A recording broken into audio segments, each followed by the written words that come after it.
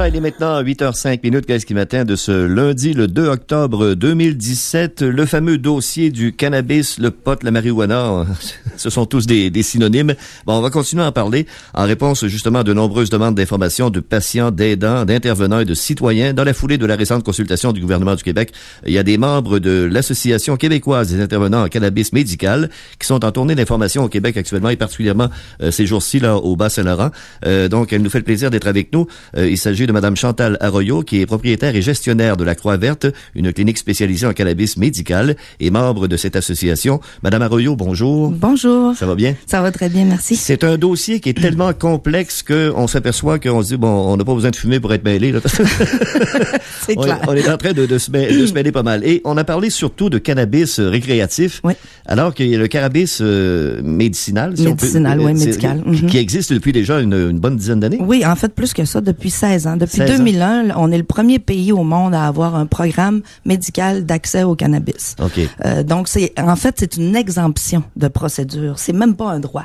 C'est juste que la personne est exemptée d'avoir des procédures judiciaires parce qu'elle fait un usage médicinal. Et okay. Ça a été décrété via la Charte des droits et la Cour suprême. Et en général, c'est recommandé par les médecins, là. C'est prescrit par des médecins? Ben, en fait, pour le reste du Québec, c'est prescrit, du Canada, c'est prescrit par les médecins, mais au Québec, c'est beaucoup plus difficile parce que le Collège des médecins s'est opposé quand même depuis longtemps.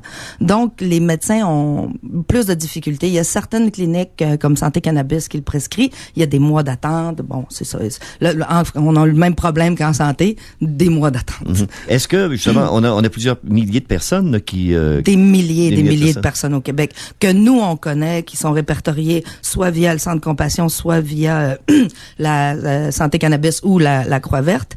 Mais aussi, on sait qu'il y en a partout qui font usage médicinal sans vraiment être enregistrés à quelque part. OK. Mais on dit que, bon, l'usage médicinal, c'est qu'il y a un côté positif au cannabis. Mais en fait, c'est ça. C'est que depuis 1 an et demi, on a laissé les autorités, puis bon, tous les médias, tout le monde parler, tout le monde dire leur expression, qu'est-ce qui leur fait peur et tout.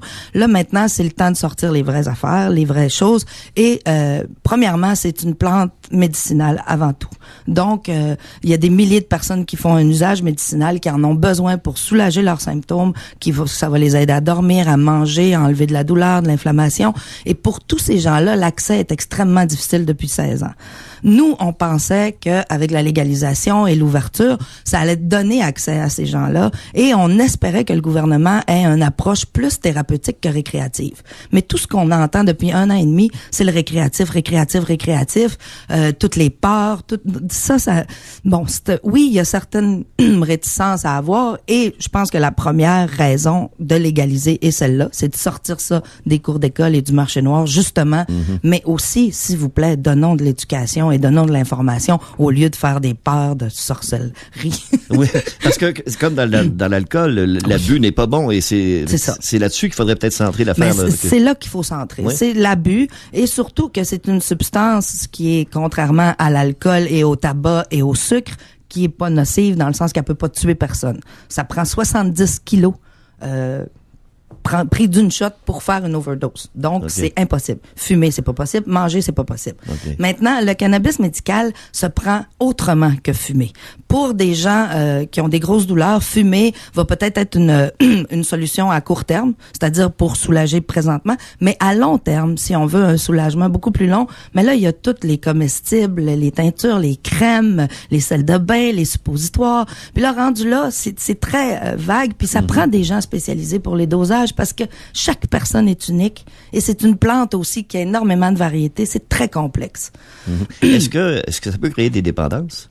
Une dépendance, on va en noter une qui va durer 3 jours environ. Ce sera pas une dépendance comme on va avoir une dépendance, admettons, aux opiacés. Ça va être une dépendance plutôt difficulté à manger, difficulté à dormir, puis un peu d'irritabilité. Mais c'est à peu près tout ce qu'on a. Le cannabis qui est roulé, par exemple, qui est fumé et tout ça, votre cannabis, par exemple, est-ce que... Parce qu'il y en a différentes sortes, là. Oui, il y en a plein de sortes. Est-ce que vous êtes contrôlé? En fait, nous, ça dépend. Pour ce qui est des producteurs personnels, parce que là, c'est très complexe. Là. C'est ça. Pour avoir accès au cannabis médical, il y a 2 manières. Soit on se le fait prescrire puis on l'achète à des producteurs privés qu'on va appeler les LP, Licensed Producer, ou producteurs licenciés, ou se le produire nous-mêmes. Au Québec, il y a quand même depuis 16 ans des gens qui le produisent eux-mêmes pour des fins médicinales à eux, qui ont développé des génétiques qui fonctionnent bien pour leur maladie. Ces gens-là vont souvent fournir les clubs et les dispensaires avec leur surplus parce qu'ils ont développé une génétique qui fonctionne bien. Toutes ces cliniques-là vont aller chercher leurs produits de ces gens-là parce que justement, ils ont l'expertise pour certaines maladies. Ils ont aussi la génétique de développer, admettons pour la fibromyalgie, quelqu'un va dire, ben moi j'aime beaucoup plus, admettons du White Widow ou telle génétique, donc ça me fait du bien, c'est plus efficace pour ma maladie. Ça va nous permettre d'aider les gens qui ont fibromyalgie à aller vers cette génétique-là. C'est la même chose. Au Québec, partout, là, je vous dirais, on est à peu près à 6000 usagers avec des licences, sinon plus. Donc, on a quand même une grosse variété. Ces gens-là peuvent le faire tester avec leur licence. Ah, OK. Maintenant, l'association a émis un mémoire au gouvernement. Est-ce que vous avez eu des retours là-dessus? Qu'est-ce que vous recommandiez le plus? Là, dans nous, ce on recommande qu'il y ait absolument des cliniques spécialisées avec des intervenants spécialisés en cannabis. Parce que c'est très complexe à prescrire. On voit mal comment que nos personnes âgées qui viennent nous voir à la clinique pourraient trouver leur compte dans un dépanneur ou dans une société comme la SAC où est-ce que les gens sont formés. C'est sûr que c'est très difficile pour nous aussi de voir qu'un monopole d'État ferait pas de publicité et encouragerait pas ça quand on voit l'Auto-Québec qui encourage les jeunes à l'acheter ou la SAC qui donne des cartes de fidélité. Fait que le discours est pas vraiment... Il faut que ce soit éduqué.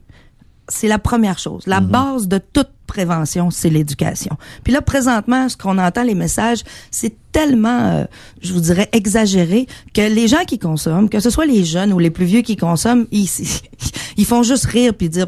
Ça n'a aucun rapport. Donc, le message passe pas. Tandis que quand on les informe, quand on leur dit, par exemple, que l'huile essentielle de pin ou de citron va neutraliser les effets trop forts du THC, quand on leur dit que, par exemple, de manger des grains de poivre quand on est trop... Tu sais, quand c'est trop fort, mais ça va ralentir. Ben là, c'est de la prévention. Là, on est en train d'expliquer aux gens comment faire s'il y a justement une consommation trop élevée ou s'il y a quelque chose qui on se sent pas bien avec ça. Mais c'est là que les intervenants sont beaucoup plus efficaces et que les messages passent mieux aussi. Il y avait une question de l'âge aussi, à savoir si ce serait 18 ans, 21 ans.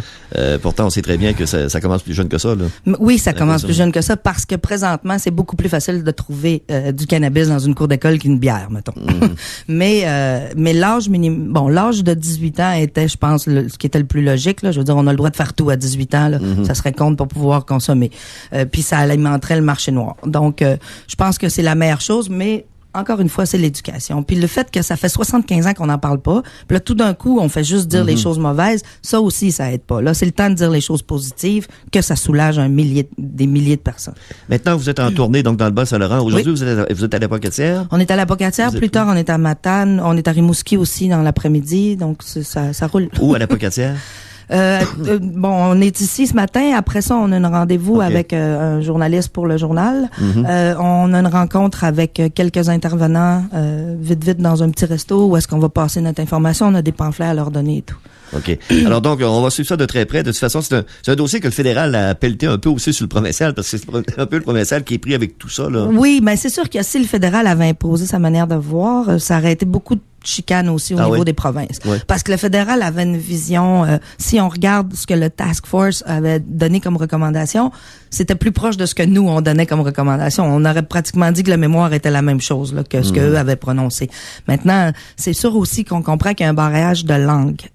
Toute l'information par rapport au cannabis médical, depuis des années, est en anglais. C'est très difficile à avoir accès en français. Toutes les études sont en anglais. Donc, c'est pour ça. Puis on comprend les médecins, puis on comprend les intervenants d'être réticents parce qu'ils n'ont pas d'information. Maintenant, avec l'association, ils vont avoir accès à l'information en français. Ils vont même avoir accès à de la formation. Parce qu'il me semble qu'il y a 2 langues officielles au Canada. Oui, c'est ça. Mais c'est le cannabis qui a toujours été étudié en anglais. Il en fume du bon. Madame Arroyo, merci beaucoup de nous voir ce matin. C'est un nouvel éclairage qui était très important, je pense, à mentionner. Merci beaucoup. Merci, bonne journée.